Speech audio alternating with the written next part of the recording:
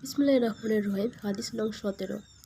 হযরত উবাদা ইবনে সামিত রাদিয়াল্লাহু সাল্লাম বলেন, একবার একদল সাহাবী আল্লাহর রাসূল সাল্লাল্লাহু আলাইহি সাল্লামকে পরিবেষ্টন করে বসে আছেন।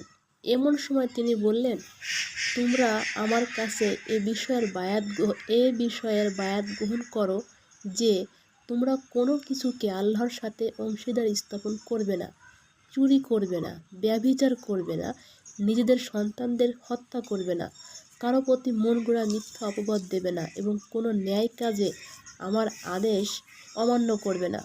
তোমাদের যে কেউ এই অঙ্গীকার পালন করবে সে আল্লাহর কাছে পুরস্কার পাবে, আর যে ব্যক্তি বিষয়গুলো কোনো কিছু করে এবং পৃথিবীতে তার শাস্তি পায়, তার জন্য এই শাস্তি কাফফার হবে।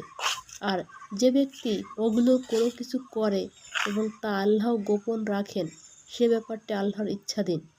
তিনি ইচ্ছা করলে ক্ষমা করবেন আর ইচ্ছা করলে শাস্তি দেবেন। তখন আমরা সাহাবায়ে কেরাম ওই সত্ত্বে তার কাছে বায়াত গ্রহণ করলাম। নবুয়ত লাভ করার 12 সনে হজ্জের সময় মদিনা থেকে 72 জন লোক মক্কা এসেছিল।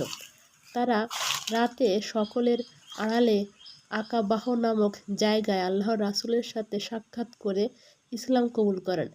আল্লাহর রাসূল তাদের মধ্য থেকে 12 জনকে প্রতিনিধি ও নেতা নির্বাচিত করেন।